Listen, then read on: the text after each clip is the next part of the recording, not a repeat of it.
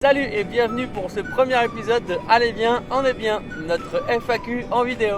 Comme vous le savez, le principe est de vous faire vivre en direct notre voyage en répondant à vos questions sur le tour du monde, le matériel en général ou notre aventure envoyée. Alors on a reçu énormément de questions et on vous en remercie, elles étaient vraiment très intéressantes.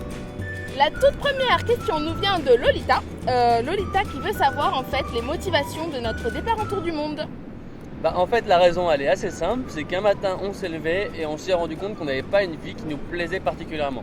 En fait, Clément allait au travail très tôt le matin, il rentrait très tard le soir. On se voyait pas du tout, il stagnait dans son boulot. En fait, on n'était pas heureux comme ça. Et du coup, on a décidé de partir du jour au lendemain. On a décidé de tout plaquer et en se disant que peut-être qu'ailleurs c'était mieux. La question suivante vient de Lilith qui nous demande comment est-ce qu'on prépare un tel changement et surtout comment est-ce qu'on le fait en couple. Dans notre cas, en fait, on a eu beaucoup de chance parce que c'est un projet qu'on voulait faire tous les deux. Partir en tour du monde, c'est depuis notre rencontre, en fait, on voulait partir peut-être pas aussi vite. Donc on n'a pas eu besoin de se convaincre l'un l'autre de devoir partir. On s'est juste organisé tous les deux et au contraire, le fait d'être en couple, ça a été une force puisqu'on s'est aidé l'un l'autre justement pour préparer ce changement. La question suivante nous vient de Lilou. Donc elle demande si c'est difficile de perdurer en toute sérénité quand on voyage en couple pour une aventure aussi grande. Bah oui, c'est difficile. C'est difficile, mais pas forcément parce qu'on est en couple, mais juste parce qu'on est deux et on vit 24 heures sur 24 ensemble. Donc forcément, ça amène à des tensions de temps en temps. Oui, c'est valable qu'on soit en couple ou entre amis ou en famille.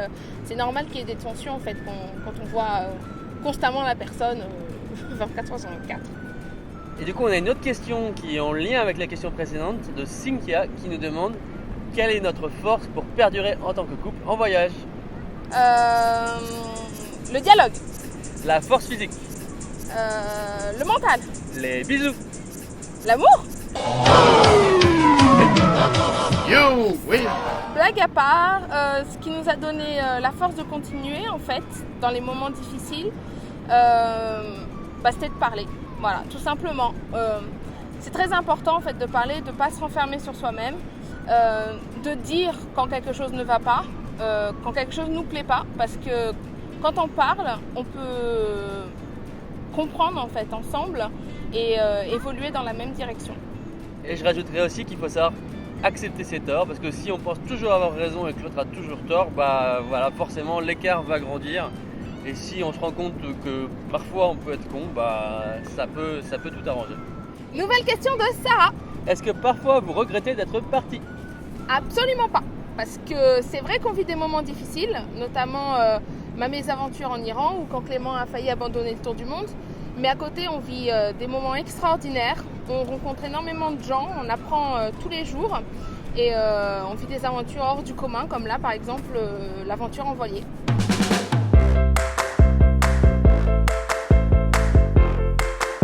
Vous avez été nombreux à nous demander comment on avait réussi à trouver le voilier et est-ce qu'on savait naviguer avant de s'engager dans une telle aventure.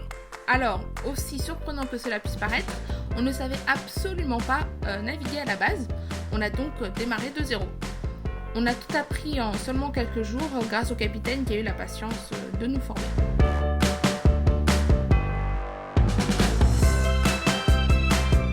Et donc on a trouvé le bateau sur internet parce que John cherchait des équipiers pour voyager avec lui. En échange de notre traversée, on s'occupe des tâches quotidiennes, comme ça peut être laver la coque du bateau, faire la vaisselle ou aider en cuisine par exemple. La question suivante est une question de Dorian. Est-ce qu'il vous faut un permis ou quoi que ce soit pour naviguer ? En fait, ça dépend des pays. Nous, on a démarré en Australie et il se trouve qu'en Australie, il n'y a que le capitaine qui a besoin d'un permis en fait, pour barrer le voilier de 15 mètres. Nous, on n'en a pas eu besoin. La prochaine question est de Sylviane qui nous demande comment se passent les journées au quotidien. Eh bien, en pleine mer, on se relaye jour et nuit par système de quart pour barrer. Et quand on ne barre pas, soit on pêche pour le prochain repas, soit on dort justement pour assurer le quart suivant qui peut se passer au beau milieu de la nuit.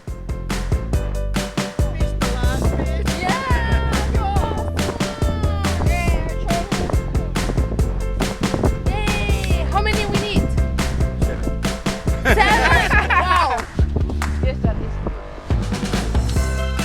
Et quand on s'arrête au large d'une île, on part l'explorer et on en profite pour récupérer des noix de coco pour le bateau.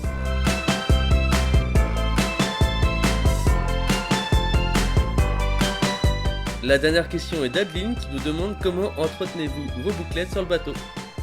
Et bien tout simplement à la main avec de l'eau et des ciseaux.